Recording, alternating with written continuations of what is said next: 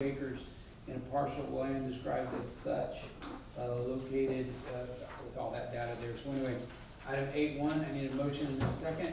Motion. Motion by Councilman Trevino, second by Councilwoman R. Garza. We have our Assistant City Manager to describe what's happening. Turn to page 218. Yeah, page B. Mayor, council members, you have before you a copy of the preliminary plat that has been submitted by Lindsay Lane Retail. In addition, you have the May 2nd comments from our engineer YPR. My discussions with the architect and engineer for this project. They are currently working on implementing those comments into the actual final plan. What you have before you is the preliminary plat. Staff is recommending that you approve that with the conditions that have been set out in the YPR's letter dated May 2nd. This way, P&Z. Yes, I'm sorry, and P&Z has recommended approval with the same set of conditions. Thank you. Based on the letter provided by Yeoman Associates. Yes, by YPR. This was presented to P&Z on Monday last week. They are recommending approval based on those conditions as well that are set out by YPR. Okay, and this is the project next to HEB? That is By correct. Mr. Patel. The retail project that's coming. Council, do you have any questions for Assistant City Manager? Hearing none, I'll call for a vote. All in favor of item 8I, please say aye. Aye. Motion passes unanimously. Thank you, Assistant City Manager. Going on to item 8J, discuss, consider, and act on a final replat of lots 3 and 4, block O of the addition of Pearsall West, such and such, such and such. This is the Rudy Ortegon property. And then this is the final, so I'm gonna ask for a motion and a second. Motion by Councilwoman Hernandez, second by Councilwoman Trevino. Assistant City Manager, you have the floor. Yes, Mayor, council members, this is the final plat for the 315 North Cherry project. This is the double wide where council recommended that the two plats be converted into one plat so that the double wide would be able to sit on one lot versus encroaching over two lots. So we do have the final plat. We are pending the final review from YPR. Planning and Zoning heard and discussed this case and is recommending approval of this final plat with any of the conditions that come back from YPR. Basically, everything is on here, the signatures. So I don't see anything coming back, but I would like to ask that you approve it with any conditions or recommendations. And he's gonna be able to meet those? He's gonna be able to meet those for that property? Yes, Yep. Mr. Ortega? Yes. Yes, this will be final. You have the plat where he converted lots 3 and 4. If you look at down at the bottom, it is now lot 3A. And you can place that double wide. Previously, remember, it was a double wide that was gonna cross over the two lots.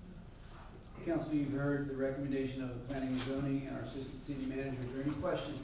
None.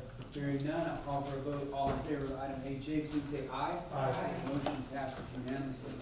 Item 8K, discuss and consider and act on a resolution authorizing the submission of a Texas Home Partnership Program application for participating in the Home Program RFP application along with the affirming marketing plan and wait list. Motion. I have a motion by Councilwoman R. Garza, a second by Councilman Leal. City Manager, Assistant City Manager, you have the floor. Yes, Mayor, council members, this is a resolution that you all have previously passed regarding the Home Investment Partnership Program or the Affordable Housing Program. we're bringing this back because we have to, of course, they're only valid for 6 months, so we have to renew, but since then, we have also provided, we have received some new information that we would like to include in the resolution. If you will note on, section 3 of the resolution, it is asking City of Pearsall to commit matching funds of approximately $9,450. That would be for a 3-bedroom house and $10,500 for a 4-bedroom home, which is 7% of the construction costs. And these amounts were based on the Census Bureau data of a population for the City of Pearsall of 7,325. With a 3-bedroom home, the maximum dollars for a 3-bedroom, the cost would be about $135,000 for a 3-bedroom. And for a 4-bedroom, the maximum dollars would be $150,000. And so for $9,000, we'll get $135,000 house that someone can live in. A brand new But construction. they have to provide the land, is that correct? Yes, they have to own the home, and they have to, provide proof that taxes have been paid, and, they have to, of course, own the land as well. And how are we gonna determine who those candidates are? That, if you will go to, the, page called the wait list policy, we're asking to adopt that as well in this resolution. We, we will begin accepting, as soon as our home application is approved by the state, Texas Department of Housing and Community Affairs, we will, start accepting applications for a period of at least 30 days. A neutral random selection process will be utilized to prioritize some of these applications. We will write the name of each applicant on a slip of paper and place in a container. The slips of paper will then be drawn by the city with each name assigned in the order that they were drawn. Where would the The consultant will be taking those applications for us. Yeah, but y'all aren't, like, we all have wait lists. Yes. So it's first come, first served. Yes, So And actually- y'all aren't gonna do that, y'all are picking names out of. right, but we will be we'll create that wait list. You know That's what? fair, Hold that's on, fair. hold on, wait, before, I think that's actually a good idea. The only reason I'm saying is because what if certain people don't get the news because insiders, I'm just saying us, what if we go tell certain people and they're the first ones to go apply? Versus some people that don't know and then all of a sudden hear about it further down the road, but are less fortunate than the ones that first heard That's about why it. we have a wait list, because we go by the income limits as well. We Well, have to go by Is there a qualification process? Yes. Is there a recommended process, is that the recommended process, Mr. Mayor? Yes, and it's based on that 1 in every 4 of the households has to be 30% of the area median. So we are yeah. So Is there a recommended process by the program? Yeah, this is the recommended Okay. process. so the recommended. And we're looking at process those that are 30% of the area median value. So we are taking the poorest of the poor. We're gonna utilize that process. Then we will move on to, Just, if you give us, I don't know. and then we will continue to select, so like, let's say on that wait list, we only take those that are 30% of the area median income. And then after we select those, All right, council is, That's too gonna, much is that gonna be a conversation. fair housing issue? Because people are gonna run to housing and say, hey, that's not fair. I came, and I understand where you're coming from, but I came first. I don't care about these other people, my family's in need. And I was there first to get my name on the list, but because they drew out of a hat, somebody that came way after me got picked. But that's a recommended process, but right? No. but they have to meet, they would have to meet this criteria No, I before understand they that. even get dropped into that. What may Draw work, the process. what may work, I think is a good idea is the folks that are probably not just knowledgeable about housing issues, particularly I think Ms. Sonia and Aurora, maybe we can have a meeting Yeah. with the home program to make sure that what we're doing is legitimate, one, Yeah, I and just two. wanna make sure it's fair And so- and we won't get into any legal I think stuff. to that point, it'd be important that at least have a I mean, little you've done this kind of program before, right? Yes, ma'am. And did you do the same picking a name, Uh, names, or did you go by the list? We actually went through, the eligibility criteria list on the first come, first served that met all of these eligibility criteria, and we went through that list on the first come, first served basis. That's exactly But, what I we actually, instead of doing new construction, we did rehabilitation, and we were able to do more than the 10 homes. But this program has now changed where they don't offer that. It's strictly new construction. It limits us to 10. However, there is no deadline for this type of program, so once we finish 10, we can move on again and request monies. And, we will be able to do another 10 and another 10, and so until we continue. For example, I believe the city of Charlotte, because of their small population, they fall under a different category, but they're able to do this program continuously. I guess the question is, Ms. Moran, Question. has the procedure changed? Has the procedure This changed? procedure has changed since. But, what I would like to suggest or recommend is that we do have a meeting with, some of you, with, the home program consultant and have them, hear your concerns and see if we can maybe, create our own, criteria and not have to, because this is a recommended, and see what advice, and still stay within the regulations.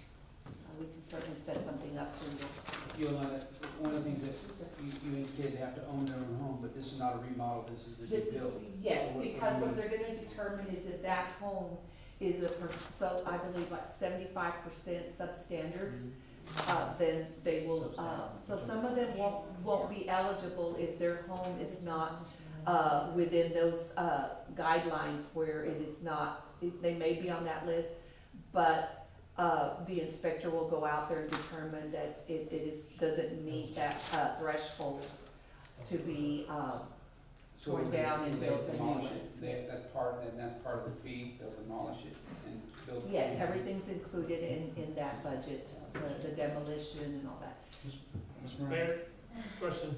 Go ahead, City Manager. Ms. Moran, is this for homes in the city, or is it include the ETJs? I believe this is just within our city limits, but I will get some clarification. If on there's that. a way of potentially partnering with another entity, particularly the county, to help with housing stock, I think that would be another opportunity if you got one. What do you got, Councilman Leo? Bobby, this is for you. If we draw the names out of a hat, can we get into any legal issues? Drawing names out of a hat? Yeah. I'd say in and of itself, no. If it's permissible, it's actually better than first come, first served, right? Just whatever the process is, gotta follow it. Because you'll have that wait list, and then they go and so they'll have the wait list, and then they'll start with the first 10, and they'll go and determine, okay, this house does meet that threshold of substandard, so then they move on to the next, and then some will not, so those names don't get put, and they continue until they have their first 10 homes that meet all this other, the 30% median income. So, if you have more than 10, that's when they go into that drawing. Yeah, and I totally understand that, because that's how we have to do it, we have to make sure they meet the income Yes. requirements, background, Yes. all that stuff, before we can even consider, Exactly. helping them, but, I mean, I'm just saying, just because we have a wait list that, and So, when I ran this program, this was many years ago, of course, again, the regulations and the program has changed now where, you can't do the, rehabilitation of homes. The priorities for us was elderly and disabled first, and that's how we went down the list. And we, prioritized those, or those that were, in housing authority programs that were elderly and disabled. we would look at that as well. I have a question on the elderly disabled. Okay, you know how some elderly disabled, they have their houses that they do live in, but because they have the asset, you know how some people, they have to get their property to their kids because they can't, they need to get Medicaid and stuff like that. So do they still qualify for something like that? Yes, so your homestead doesn't impact your Medicaid or Medicare. It's if you have assets like